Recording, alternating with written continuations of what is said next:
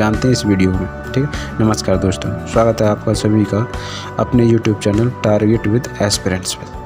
आज हम बात करेंगे आरआरबी एएलपी 2024 के बारे में। ठीक है, 24 के बारे में, इसकी फाइनल कट ऑफ के बारे में। आरआरबी एएलपी 2024 के बारे में। ठीक है, अगर आपने एएलपी 2024 का एग्ज़ाम और साइको टेस्ट दिया है तो अब सबसे बड़ा सवाल यही है, फाइनल कट ऑफ क्या आ जाएगी, क्या आप सेलेक्ट होंगे या नहीं होंगे। आइए जानते हैं पूरी डिटेल इस वीडियो में। ठीक, तो जैसा कि आप सभी लोग जानते हैं कि एएलपी का जो एग्ज़ाम होता है, फाइनल तक जो एग्ज़ाम होता है 4 स्टेज से गुजरता है। 4 स्टेज से गुजरता है। पहली स्टेज क्या है, CBT 1 होती है, दूसरी CBT 2 होती है, तीसरी साइको टेस्ट होता है, चौथा होता है DB। ठीक है, इसमें तो मैथ, रीजनिंग और साइंस, ठीक है, और GK GS पूछी जाती है। दूसरे में मैथ और रीजनिंग और साइंस और इंजीनियरिंग पूछी जाए। साइको में 5 बैटरी टेस्ट पूछे जाते हैं और DB में तो आपको पता ही है कि इसमें डॉक्यूमेंट चेक किए जाते हैं, किसके सही हैं किसके गलत हैं। ठीक है, आओ इनको बारी बारी से जानते हैं। जैसे पहले स्टार्ट होता है हमारा CBT 1। CBT 1 में क्या होता है कि CBT 1 में होता है मैथ, रीजनिंग और साइंस और GK। ठीक है, CBT 1 हमारा कितने घंटे का होता है, 1 घंटे का होता है, 1 आवर का।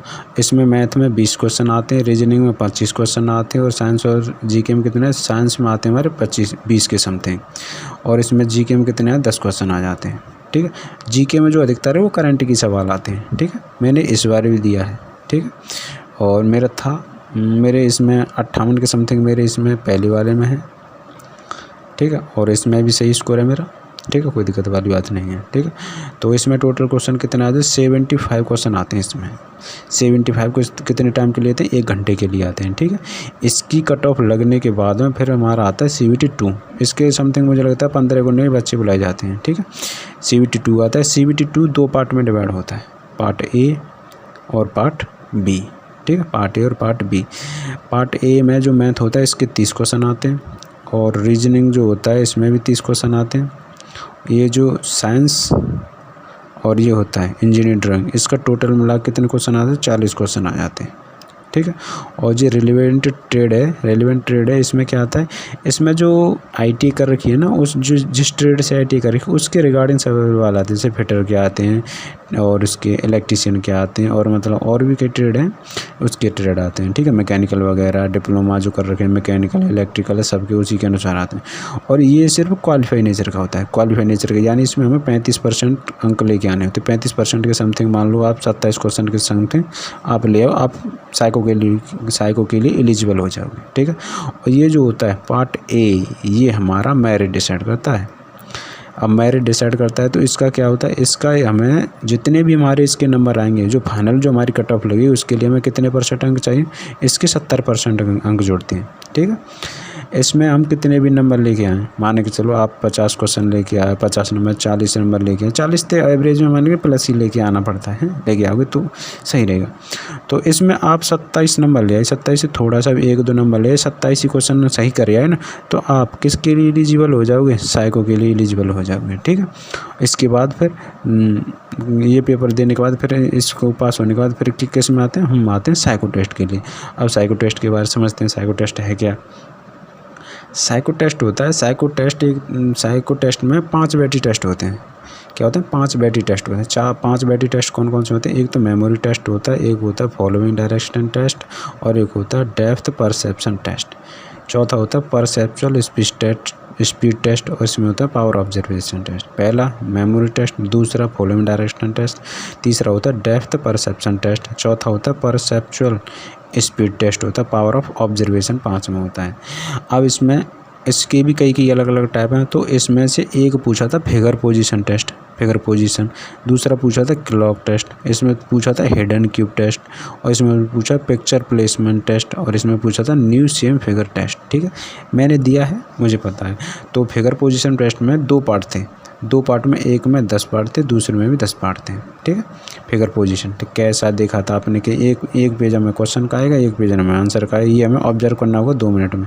2 मिनट में पढ़ने के बाद हम फिर इसके आंसर देने होंगे, ये हट जाएगा, ये दिखाई देगा। ठीक है, थोड़ी टेढ़ी खीर हो जाता है, फिर प्रैक्टिस के ऊपर है। प्रीलिमिनरी टेस्ट में इसमें आया था क्लॉक, ये सबसे ज़्यादा हार्ड मुझे लगा, ठीक है।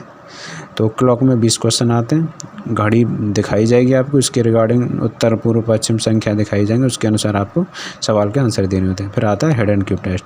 हेड एंड क्यूब टेस्ट एक तरह से क्यूब बने होते हैं जैसे माचिस टाइप में, तो कौन सा क्यूब मतलब कितने क्यूब पासा बोल सकते हो आप, जैसे नहीं होते कि रंग बिरंगे से जो टाइप होते हैं जो कलर मिलाते हैं उस टाइप से, उस तरह से सेम सवाल उसी तरह से आता है, ठीक है। हेड एंड क्यूब टेस्ट, उसमें जानना होता है कितने छुपे हुए कितने को, उस तरह से, ठीक है। ये फिर अगला आया था picture placement. Perception speed test में पिक्चर प्लेसमेंट आया था, मतलब ये एक साइड ये होगी, 1 2 3 4 इमेज इधर रखी, 4 इमेज इधर रखी हैं। इसमें मिलाना होता है पहला इमेज पहले पे है कि नहीं है, दूसरा इमेज दूसरे पे है कि नहीं, तीसरा इमेज तीसरे पे है कि नहीं, पिक्चर प्लेसमेंट देखनी होती है इसमें, ठीक है। ये भी हो जाता है स्पीड ऊपर। न्यू सेम फिगर है, इसमें एक इमेज ऊपर दे रखी है, फिर 4-5 इमेज यहाँ नीचे दे रखी है, इसमें से छांट के देखना है ये सेम कौन सा, ये वाला है कि ये वाला, इस तरह से छांटना होता है, ठीक है। तो 5 बैटरी टेस्ट होते हैं साइको टेस्ट में, और ये मुझे लगता है 80% बच्चे कर ही जाते हैं।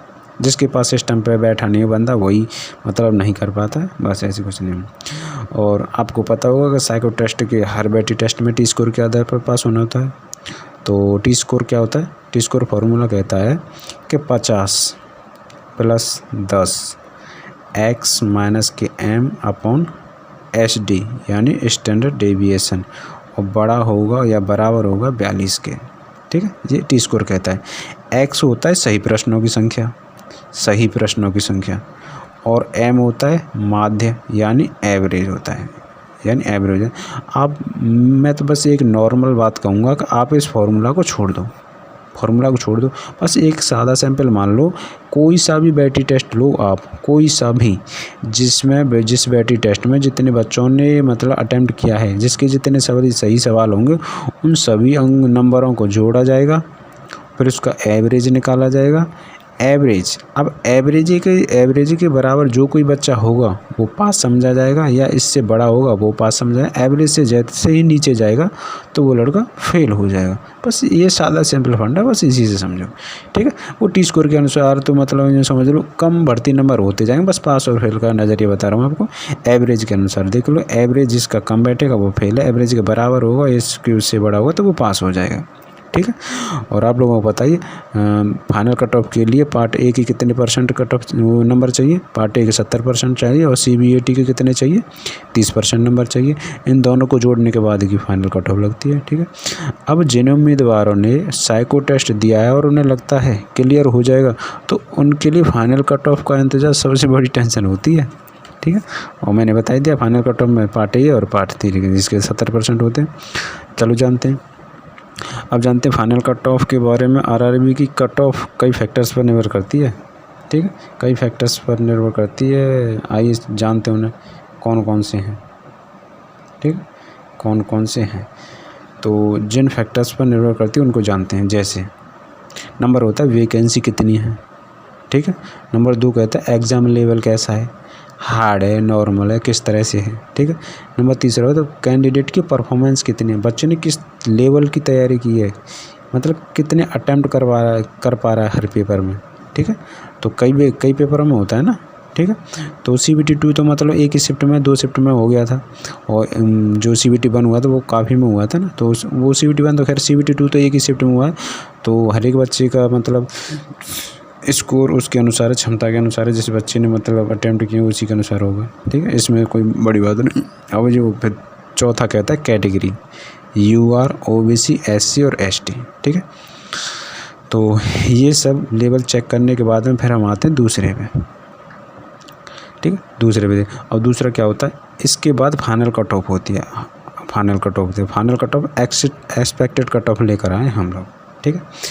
तो हम देखते हैं और आपको बताते हैं ये क्या हो सकता है, ठीक है। अब बात करते हैं फाइनल कट ऑफ के बारे में, फाइनल एक्सपेक्टेड कट ऑफ के बारे में, ठीक है।